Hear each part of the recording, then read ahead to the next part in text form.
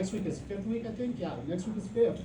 We have a midterm next Wednesday, a week from today. The material on that midterm will be covering, you know how we finished up on like pressure volume loops?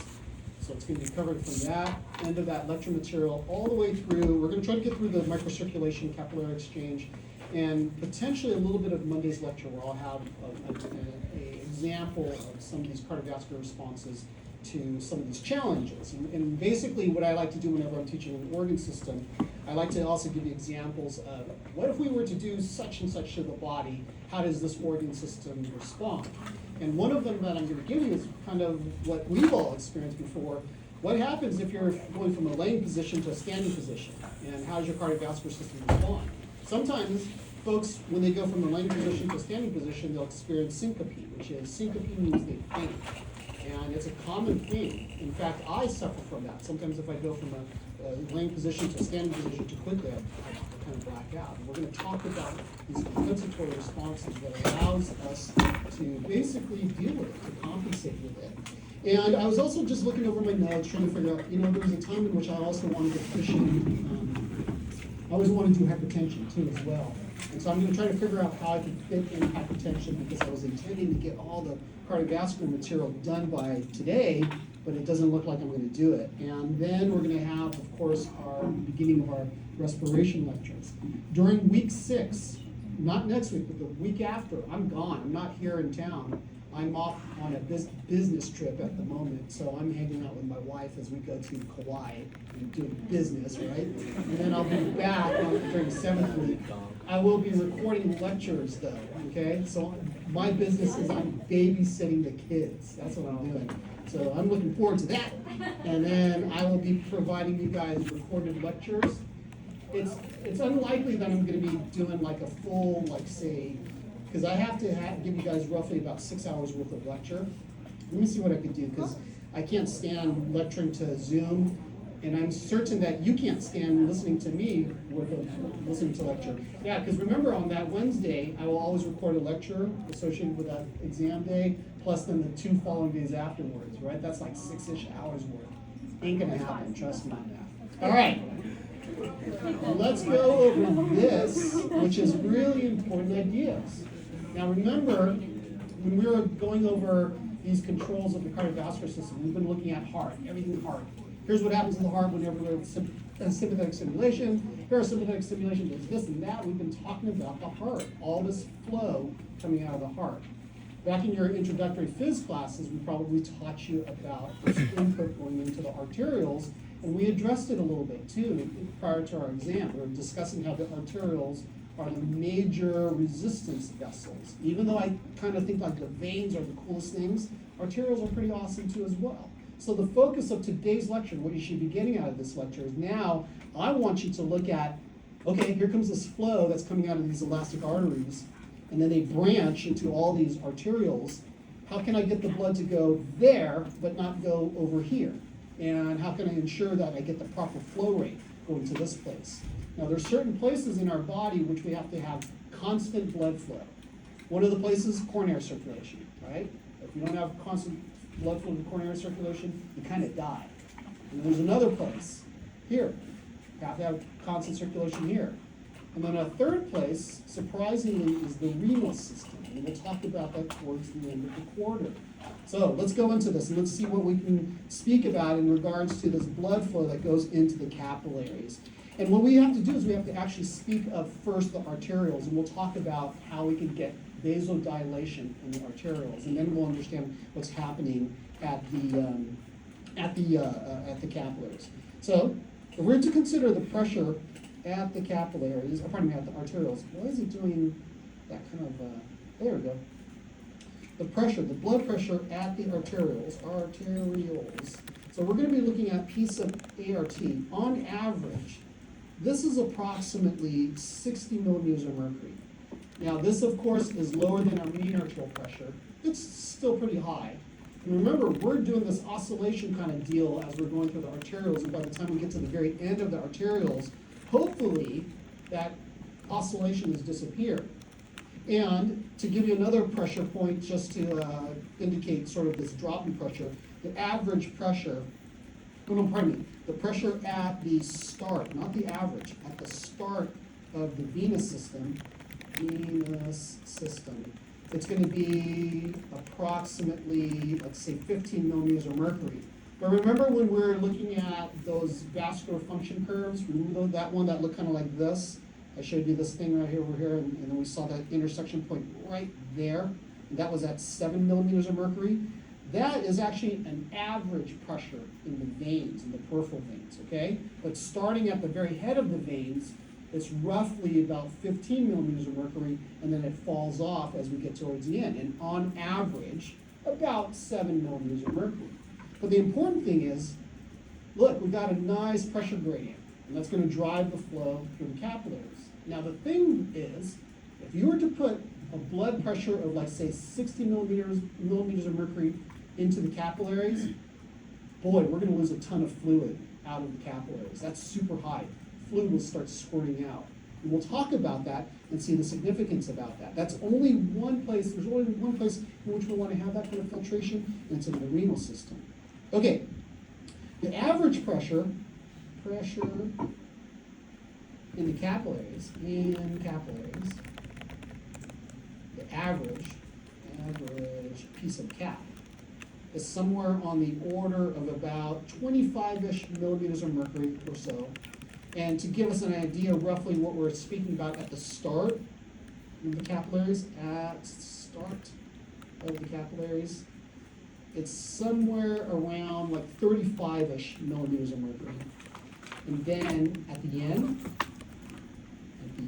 of the capillaries, it's basically like 15 millimeters of mercury, right? Because we're getting right there to the start of the vein. Remember here at the start of the venous system? It's there at 15 millimeters of mercury, right? So obviously, at the very end of the capillaries, it too is also about 15 millimeters of mercury. But on average, we're looking at about 25-ish millimeters of mercury or so. So the thing to consider about the pressure in the capillaries, the way to think about it is the following. You can think about the pressure in the capillaries like this. Here's an arteriole, and then here's our capillary bed. Sitting over here, I'll just draw 3 capillaries coming in here like this. 3 capillaries. And then finally, we're going to go into our little venules. So here's our venous side. You can think about the pressure in the capillaries. It's going to depends on the blood coming in and also the blood leaving. Okay, that's it. It's pretty simple. It's exactly what we saw with regards to elastic artery pressure. Remember the pressure in the aorta? The pressure in the aorta depends upon our cardiac output that's putting blood into the aorta, and then the blood that's draining out that's going into the arterioles. So we use exactly the same kind of ideas. Blood coming in, and then blood coming out. And then that volume that you see in here inside of the capillaries, that is what's determining the capillary blood pressure. So you can imagine if you do something where you can basically mess around with this arteriole right there. If we vasoconstrict that arteriole or vasodilate, then that's going to affect the pressure in the capillaries. So the thing to think about in regards to the capillary pressure, that will drive blood flow, definitely. So it's going to be pushing the blood through there. The other thing that's going to happen, and we'll speak about this, is that it creates hydrostatic pressure. And this hydrostatic pressure, equivalent to it is like this. See all this fluid in my bottle here? This is exerting hydrostatic pressure against the wall here. And it's because gravity's pulling it down, and so this fluid is pushing against the wall. If I poke a hole in here, liquid comes out. It's due to hydrostatic pressure. Imagine if I put some holes in that capillary, something can come out. It could be fluid, it's likely going to be fluid. It could be cells even, if the holes are big enough. So we want to mess with that too, because that will come into play. We'll talk about this thing called net filtration coming from the capillaries. We'll hit on that in just a moment here.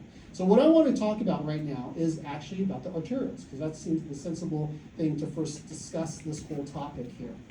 Arteriolar vasomotor activity. What this refers to is just simply either contracting or relaxing the vascular smooth muscle. Here's how I'm going to designate vascular smooth muscle, VSN. Vascular smooth muscle, I have to put the C in there because I always call it VSMCs. Vascular smooth muscle cells of the arterioles. We drew this picture before. Remember how we drew an arteriole looking kind of like this, and then it has a little bit of this little skinny portion over here that I'll just draw in like that. And remember, the vascular smooth muscle are just a bunch of these bands of smooth muscle that wraps around the capillaries. Again, remember this kind of banding of the smooth muscle, it's not really continuous along the entire length. You just see this arteriole and then a band of smooth muscle, and then kind of just plain old arteriole, and then another band of smooth muscle there. And this vascular smooth muscle is primarily contracting in response to autonomic input. So which input is coming in there and making it vasoconstrict? Which one? Sympathetic, right? Not really parasympathetic, by the way. It's mainly going to be SNS input that makes this vasoconstrict. So that little plus over there indicates it's going to cause vasoconstriction. Now, yes, there are other signal factors that can cause it to vasoconstrict. Later, when we get into the renal system, we'll talk about vasopressin. Y'all know it as antidiuretic hormone. It's given the name vasopressin because people discovered it has another effect. It causes a pressor effect. It makes the thing vasoconstrict. There's other things that can cause it to vasoconstrict, but we're mainly concerned here with sympathetic input. So the interesting thing about vasoconstriction in response to sympathetic input is that when you have an increase in SNS activity, that causes vasoconstriction. Vasoconstriction. Now, on the other hand, if you have a decrease in SNS activity, that induces vasodilation. Now, here's the thing though. When you think about the autonomic nervous system, it's going everywhere, right? You have this output that's coming from the spinal cord, and it's hitting every single arteriole in my body, from my earlobes down to my toes. The problem is, if I want to decrease my sympathetic activity, it's because maybe I'm trying to exercise my fingers here, and so all these muscles are contracting. How is it that I'm going to be able to vasodilate specifically the muscles here? I can't just tell the sympathetic nervous system, hey, decrease your activity, and it'll know to do it specifically over here. Because if you tell it to do this global decrease in sympathetic activity, it does it everywhere.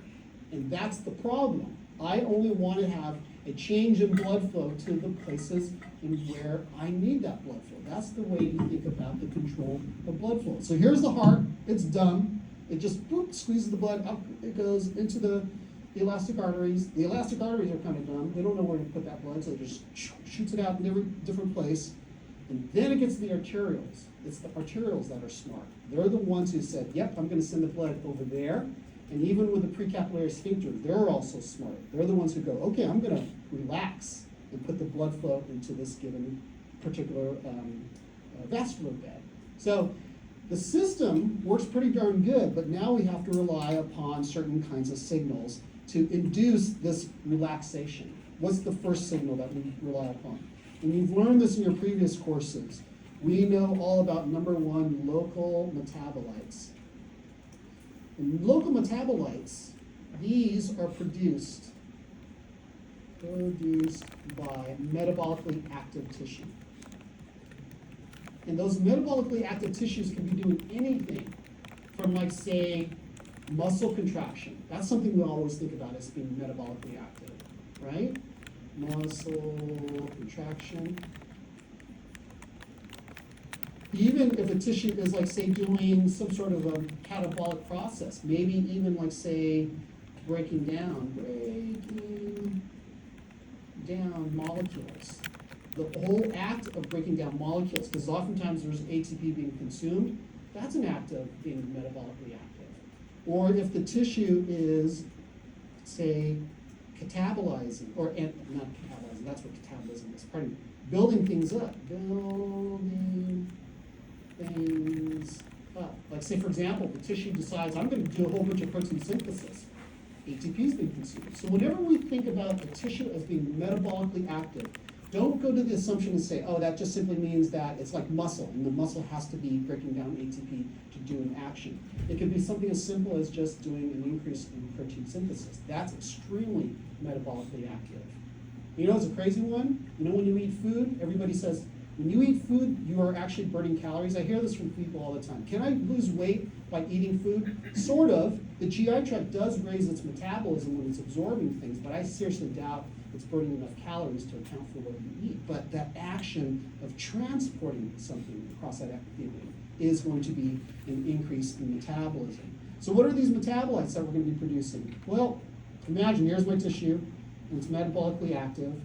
Among those metabolites that it's going to be producing, or at least raising in the extracellular fluid, because after all, we have to see these metabolites in the extracellular fluid, and those are going to then be detected by the smooth muscle cells. So here's my arterial, there's my smooth muscle cells right over there. Remember, the sympathetic input is coming in like this. Among those metabolites that will be counteracting the sympathetic input, it's overriding the sympathetic input. The sympathetic input still coming in, can be like, say, a rise in potassium. Now, if you're wondering why potassium, why would that happen? Remember the resting membrane potential? Remember how we saw in the resting membrane potential, potassium flows out of the cells to repolarize it. And if you have a neuron that's firing off at high activity, in order for it to repolarize itself, you see a big flux of potassium coming out of the cell. So you see a local rise in potassium. That happens with neurons, muscles.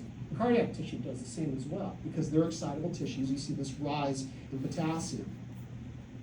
Protons coming out over here, and that protons are associated with the production of lactic acid. So if we're going through an anabolic process to produce ATP, well, we get a bunch of protons in there. Carbon dioxide as well is a local metabolite that is going to be inducing this relaxation.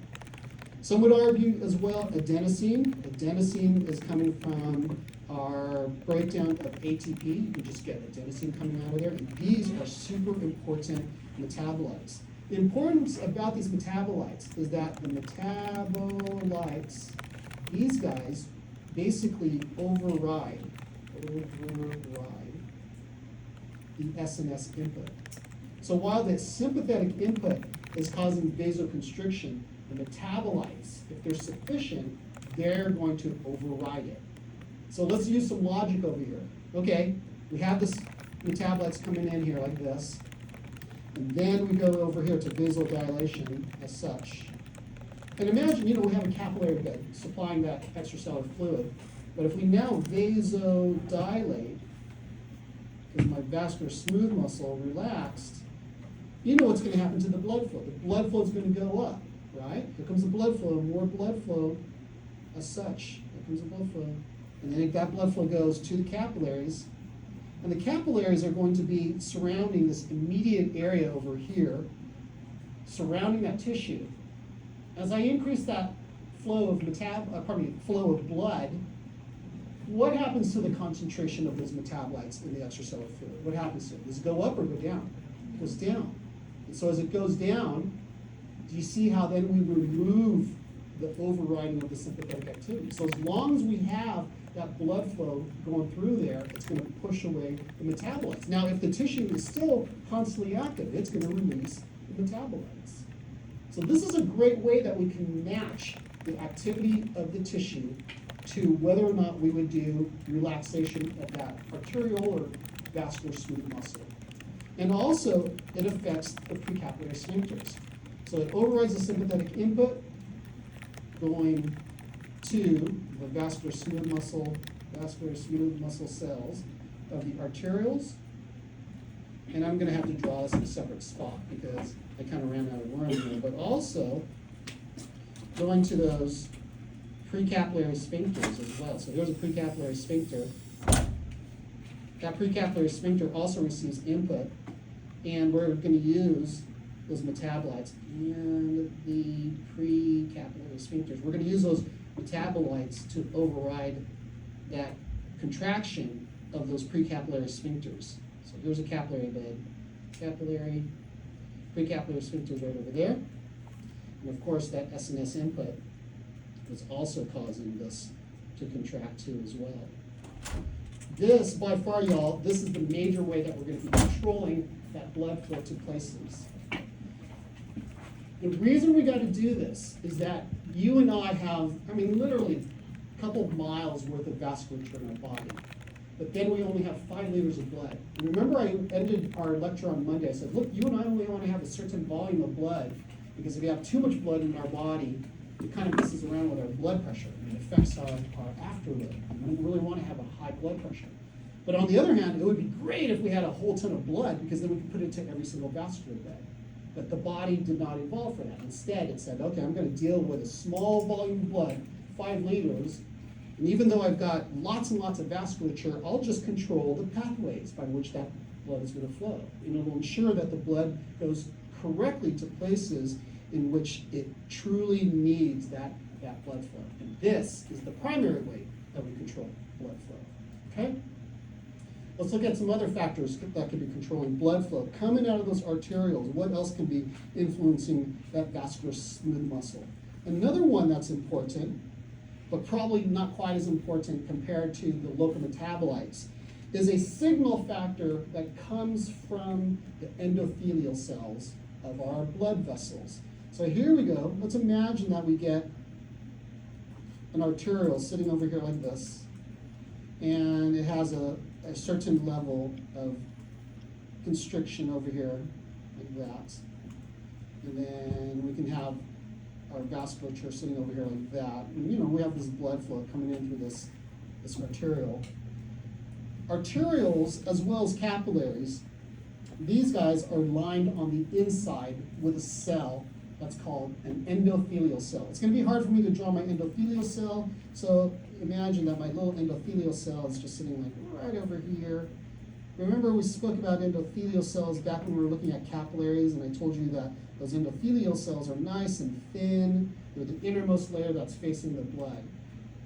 Our capillaries have endothelial cells, our arterioles have endothelial cells, everybody has endothelial cells.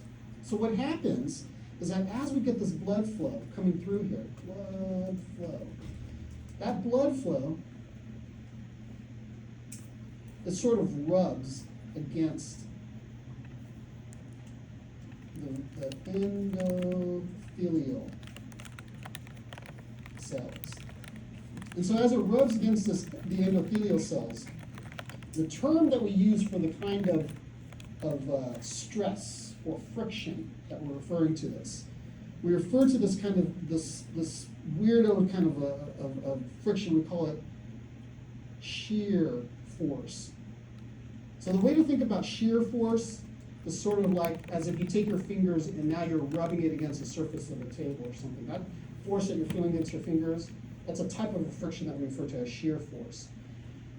As you get a big flow rate going through a blood vessel, with an increase in flow rate, that shear force actually goes up. As flow rate increases, the shear force also increases.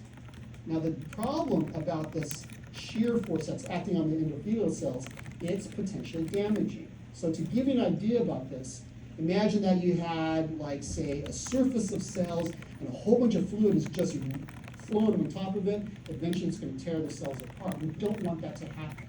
So you may wonder, okay, how am I going to deal with this? What can I do? Well, one of the things that we would do is that in this particular arteriole, and it's naming arteriole, remember we have that vascular smooth muscle that's kind of vasoconstricting that guy, and it's also vasoconstricting the neighbors too as well. These endothelial cells will release a signal factor. And this signal factor, endothelial cells release a signal factor that's referred to as endothelium-derived relaxin factor, EDRF, or sometimes they'll just, the proper term that they use for it nowadays. So EDRF was back in my day when I was an undergrad, because we didn't know what the heck it was. So that was many, many decades ago, back when we had like 48 states, we still drove around in covered wagons. But now we've discovered exactly what the signal factor is called. This is called nitric oxide. And this endothelial-derived relaxing factor is a gas. It is a true gas that gets released by those endothelial cells. Endothelial cells. And then it travels a very, very short distance, goes to some nitric oxide, and it's going to be affecting the arterioles, smooth muscle. Not only of that arteriole, but also of the neighboring arterioles too as well. And it's then going to cause vasodilation. It's going to relax those endothelial cells, or pardon me, the vascular smooth muscle. It relaxes the vascular smooth muscle cells. Okay, so why would we want to do this? Imagine if you had an artery like this, and then here are our arterioles, 3 arterioles looking like this. And let's suppose that, let's say, the arteriole over here at the top is vasoconstricted. So there's my picture of it being vasoconstricted like that. And then maybe this arteriole over here at the bottom is also vasoconstricted like that. So here we have these guys that are severely vasoconstricted. And then this one over here in the middle is not so much vasoconstricted. So if you have this situation over here, can you see how preferentially, as the blood is flowing in this example here, you're preferentially pushing the majority of the volume down this middle arteriole. And as a result of that, this middle arteriole is the one that's experiencing all this shear force, this friction, if you will. So if you were to then release the nitric oxide, out comes the nitric oxide going this direction. There goes the nitric oxide from those endothelial cells. It's then going to relax those endothelial cells.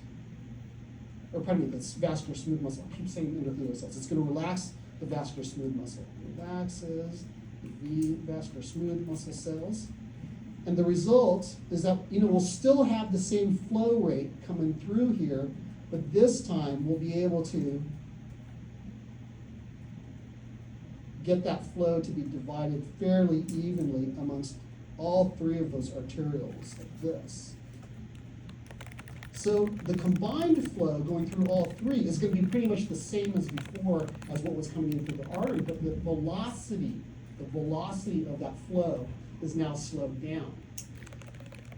I use this analogy, and this analogy may not make any sense to you if you are not, like, say, a person who likes to, if you don't like to, let's say, river raft or ride in a kayak in a river or fly fish or something like that, if you're not familiar with rivers, one of the things you'll notice about a river, if it's really, really narrow, the velocity of that flow is super, super fast.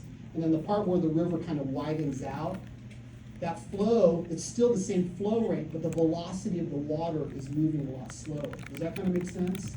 But then when that river narrows down again, you still have the same flow rate, liters per minute of that fluid, but now the velocity of that flow has increased. So now that you've spread it out there, do you see how the velocity has decreased? And that reduces the shear stress. See how cool that is? So nitric oxide is particularly important. We won't have time to talk about this because this is not a reproduction class. But nitric oxide is one of the signal factors that's actually released in erectile tissue. So erections in males and also the erectile tissue in females. So like the glans clitoris in females and the penis in males, nitric oxide causes relaxation to provide all the vasculature in the penis and also in the erectile tissue in the females. And y'all have heard of Viagra, right? Y'all heard about that stuff. Viagra is an interesting drug because when it was first invented or first came to the market, it was developed actually as a blood pressure medication. And so what it does is that it reduces the destruction of nitric oxide. Normally nitric oxide is reduced by an enzymatic pathway. And Viagra was designed to basically prevent that destruction of nitric oxide and kept it around. And in the early trials of Viagra, remember they're trying to use it as a blood pressure medication. And so if you're trying to do blood pressure medications, you want to get vasodilation of arterioles. And the drawback, if you will, that was seen in the patients was that the patients saw their blood pressure drop pretty good, but then the patients were always, this was in the males, obviously, they were reporting that they couldn't get rid of an erection. These erections that they had would be lasting for hours. So then enterprising, probably accountants that are working for the drug company said, oh, cool, we're gonna flip it and sell it as a treatment for a brand new disease. We'll call it erectile dysfunction. And so now Viagra is actually sold as a treatment for erectile dysfunction. It was originally sold, or at least developed, to treat high blood pressure. If you read the warning labels on Viagra, and by the way, you should not be taking Viagra at your age too, by the way, okay? And I bring this up because you'd be surprised at how many folks your age actually like to abuse Viagra for, I don't know why, but they do. But anyways, one of the things that happens if one overtakes Viagra is that it alters blood flow in really critical places like neuronal pathways. And so one of the drawbacks that happens is that sometimes if they take too much Viagra, the blood flow changes in their eyes and they end up with blindness. So if you're a Viagra taker and all of a sudden everything starts to shift kind of like a bluish color, that means you're kind of killing your retina there and you can go blind. So I suppose you got to weigh out, do I go blind or do I have a functional erection? And some people choose the functional erection. I'm serious, you would be surprised at that. And also it can sometimes cause a little bit of fainting too as well because of the blood flow going all to the wrong spots. So this is a cool signal factor, endothelial-derived relaxin factor, nitric oxide. There's probably some other relaxin factors that we're still in the process of describing and figuring out, but nitric oxide is one of the important ones. And in the GI tract, we think that nitric oxide is also important, probably to control the blood flow that is in the tract. All right, what's another one that's super important? Well, actually, this one, I don't think I'm going to bother talking about endothelin. Let's go ahead and move on from there. So we have these factors that are controlling that vascular smooth muscle of the arterioles. And remember, the idea about controlling the arterioles is that you are determining the blood flow that goes into the capillaries downstream of that. But then there's instances in which we want constant blood flow into the capillary beds. And so the mechanisms responsible for that is a process that we call autoregulation. So let's talk about that. Autoregulation. And the idea about autoregulation is that we'll have this automatic, if you will, automatic either vasoconstriction or vasodilation of certain, not all, but certain arterioles, such that it results in constant blood flow in specific vascular beds. We have alluded to that. The places in which we want to have this constant blood flow will be in the brain. So that's like cerebral blood flow. It's going to be in the heart, the coronary circulation. It also is within the kidneys. Now, it makes sense why you want to have this constant blood flow to the brain and the heart. The reason is because these are super metabolically active. The brain is probably the most metabolically active organ in the body, and you got to have that constant blood flow. Otherwise, this guy dies. You got to provide oxygen, provide glucose, get rid of all those wastes. Heart, same thing. This guy's super metabolically active. You got to provide that constant blood flow because if you get ischemia of the heart, that's it. We will die, and it's pretty darn painful. Kidney. Why do we have to have constant blood flow to the kidney? The reason is that the body wants to constantly recondition the blood. It wants to keep the blood pristine, kind of cleaning it, if you will. And we'll address that a little bit later towards the end of the quarter as we get into the kidneys. So these are places in which we have autoregulation. So now you may wonder, why do we have to worry about this? Why do we need to have this constant blood flow, and does it actually ever change? The answer is yes, because what will happen is with posture changes, the mean arterial pressure will also change. So to give an example of this, if you go from this position over here like this, so here you are like this, put your legs over here, and you are in the position that we call the supine position, and you go from the supine position here to a standing position like this.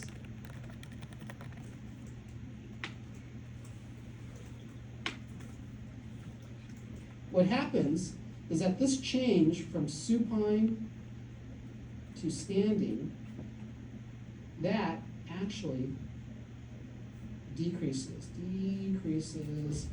cardiac output. It decreases cardiac output. And the reason why it decreases our cardiac output is that as you go from the supine position, so here's your heart like that again. As you go from the supine position to the standing position, the venous return, it drops. It drops as you go from supine to standing. Now, if you're wondering, well, how's that possible? What's going on here? When you're at a laying position like this, the force of gravity on all your veins is acting pretty equally, but it's pointing this direction, like this. So regardless if we're talking about the venous system in the legs, down over here, versus the arms, versus the head, all of them are facing the force of gravity pushing it down this direction. But when we look at the flow of blood in the veins, remember the venous flow is going that direction, right? It's going basically parallel to the body. It's kind of going perpendicular to the force of gravity. I think we're all familiar with that. We all know how water flows. So imagine, here, okay, here's our blood flow coming this direction like that. So it's really easy to get the blood flow to come from the feet back up to the heart. It's just as easy for it coming from the feet to the heart as it is coming from the top of my head back to my heart. Now, on the other hand, if you go to the standing position, we still have to deal with gravity. And gravity is also acting in the same direction like this. There's gravity pushing down as such. But this time, we have a hard time trying to bring the blood back from the feet to the heart because we have to fight against the force of gravity. So blood's kind of coming up, doesn't quite make it like that. So when you go from this laying position to a standing position, even if you go from a sitting position to a standing position, your venous return drops for a couple heartbeats. And your stroke volumes will be smaller than normal. And if your stroke volume is smaller, there's your lower cardiac output. And so what will happen is that this person, as goes from that position, from a laying position to a standing position, the mean arterial pressure, MAP, it'll drop. It drops a small amount, but that small amount actually is pretty significant if it were to last for several heartbeats. Because if you drop the mean arterial pressure, then your consequence would be the flow decreases, right? Remember, the mean arterial pressure is what's driving flow. So if mean arterial pressure falls, the consequence is that can decrease blood flow. And that blood flow go to the brain, go to the heart, it'll drop, that'll be bad. And so some of us, as I mentioned to you, will experience this change in position where you kind of start to black out because you've got this drop in blood flow temporarily, but it doesn't last for a very long time. Alternatively, you can think of just the opposite. If you go from a standing position to a laying position, all of a sudden your mean arterial pressure goes up because you are doing a bunch of this venoconstriction down here in the lower legs.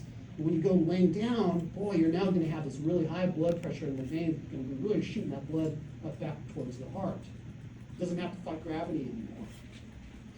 So then the problem is, if mean arterial pressure changes, MAP changes, and it changes every time you do these positional changes. Like right now, you're here in that chair, you're going to stand up a little bit later, you're going to be walking around, and even as you walk, the mean arterial pressure changes. If mean arterial pressure changes, blood flow also changes. A bunch of tissues, they don't care about that. They can deal with it. Muscle, for example, it doesn't care. GI tract, nah, no big deal. Fat tissue, no big deal. This guy, it wants that constant flow. Heart wants that constant flow. Same thing with the kidneys. So what are we going to be doing in order for us to do this response? How are we going to be able to change this response and ensure that we have constant flow? Here's what happens. In arterioles that auto-regulate, this is the following. If MAP drops, what happens there is that blood flow into an arteriole will also fall. And when the blood flow into the arteriole falls, then P subarterial in that particular arteriole also drops. Now, the significance about this dropping in the arteriole is that when that arteriole has a drop in the blood pressure there, basically what the wall of the arteriole does, the wall of the arteriole gets sort of floppy, if you will, okay? And so this change in the blood flow going into the arterioles, because you're now putting less blood in there, it makes the arteriole a little less, stiffened. It's it's more kind of floppy, because there's less volume in there. And presumably this change in the shape of the arteriole is the signal, is the thing that we pay attention to. And so what's going to be happening in here? Well, this floppiness of the wall is potentially going to be inducing a variety of responses. And the first is going to be detected by the vascular smooth muscle cells. Vascular smooth muscle cells, these guys will detect the floppiness. And in response to the floppiness, they will then automatically contract.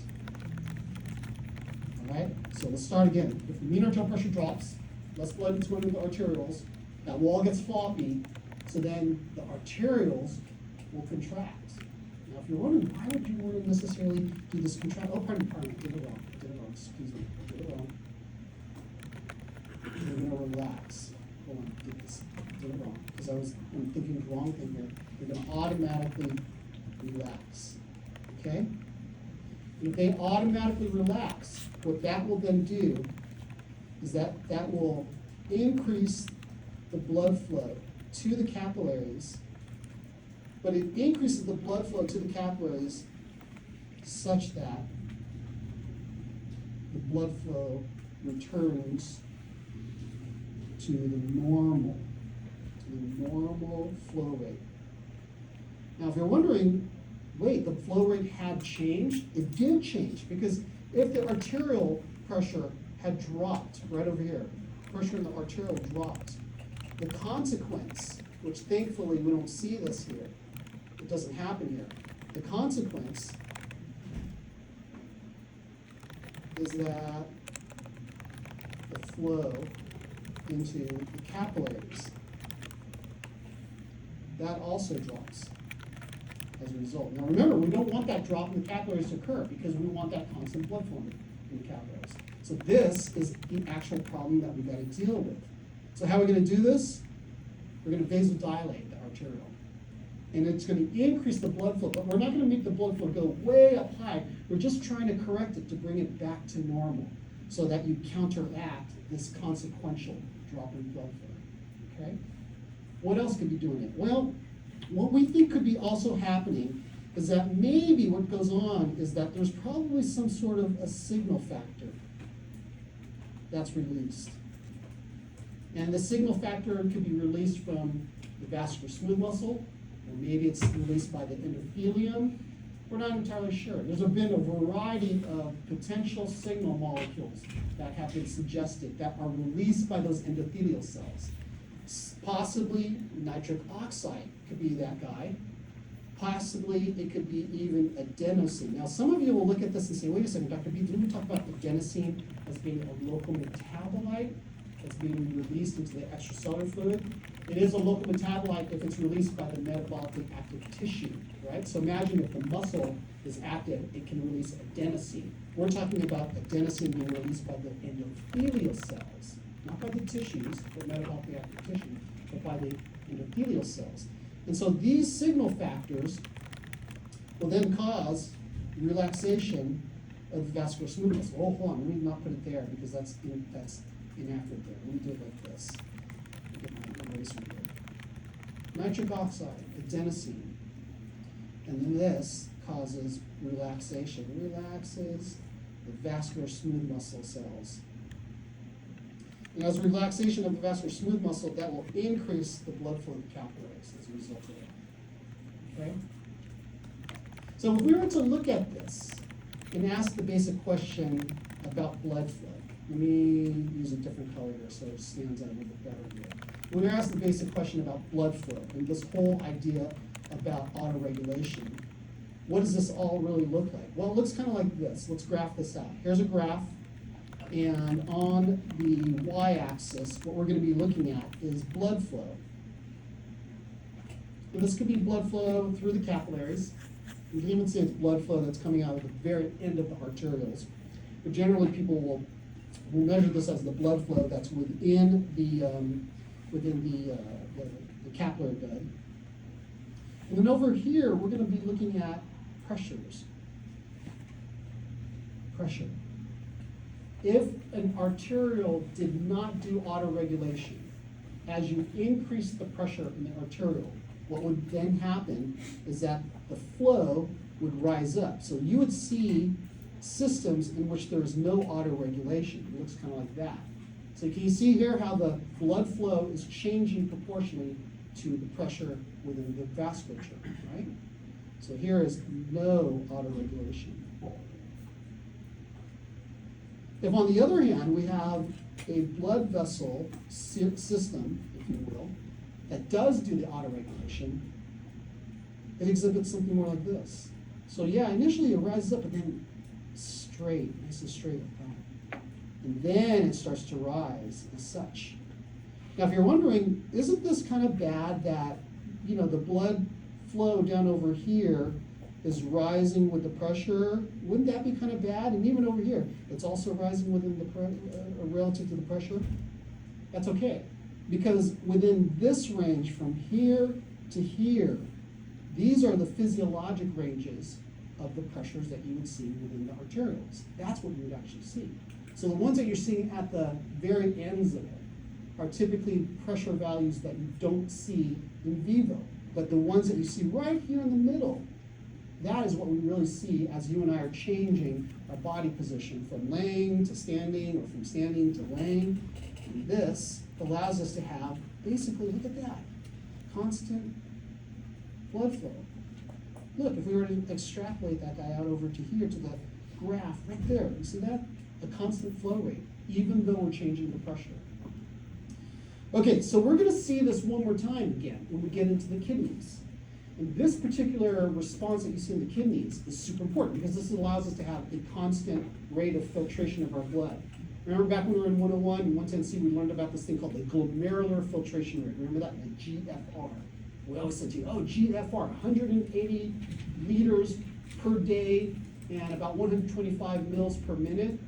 That constant blood flow allows us to filter the blood at that constant rate. But we can override it in the kidneys because there's some times in which we want to override this autoregulatory response. And remember, the autoregulation, this is all due to what's going on in the arterioles that are upstream of the capillaries. And those arterioles are also going to be receiving sympathetic input. Notice something here. See all these signal factors in here? I told you the vascular smooth muscle, they somehow automatically detect the floppiness and then they automatically contract or relax. And this signal factor, nitric oxide or adenosine, that is not neurally mediated. It's intrinsic to that vasculature. So the opposite would occur if the mean arterial pressure were to rise. If the mean arterial pressure were to rise, we wouldn't relax the vasculature. Instead, we would contract it. That way we get the constant blood flow rate. All right? So this is autoregulation. And this is going to ensure that we can get constant blood flow only to certain vascular beds, not to every single vascular bed. So this is a very special instance of the control flow rates. All right, let's go ahead and change topics here and now speak about what goes on downstream of the arterioles. We'll just at least introduce the idea here for about a minute or two, and then we're going to go ahead and take our break. So let's take a look at capillary blood flow, and also capillary exchange. Okay, now, the importance about capillary blood flow, the importance about that. In other words, when we have, here's our arteriole, and we get that guy to vasodilate, and it could then drive the flow into the capillary bed that's downstream of it. So here's my capillaries, right over here. I'll just draw 3 of them like this. and we get this flow coming through here. The importance about putting the flow into here are the following. Okay, first of all, the blood entering the capillary.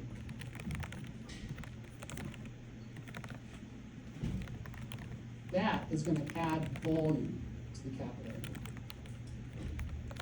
And so as a result of that, that will then create pressure in the capillary. We kind of addressed that before. Remember, piece of cap, okay? Pretty simple. Put more volume in there, pressure of the capillary rises up. We're going to take advantage of that capillary blood pressure. The second reason why we want to have flow is that blood flow also transports material through the capillary. And as you move something through the capillary using this blood flow, don't think of it as this pressure is kind of like pushing that substance along. Just think of that substance, that molecule, that item, that gas, that whatever it is just going along for the ride. So here we have our capillary like this. Doesn't matter what this capillary is perfusing through. So here's our capillary. And then this blood is flowing through here as such, like that. And so among the things that is being carried by this blood as it's flowing through the capillary are the following. So for example, we can have soluble molecules.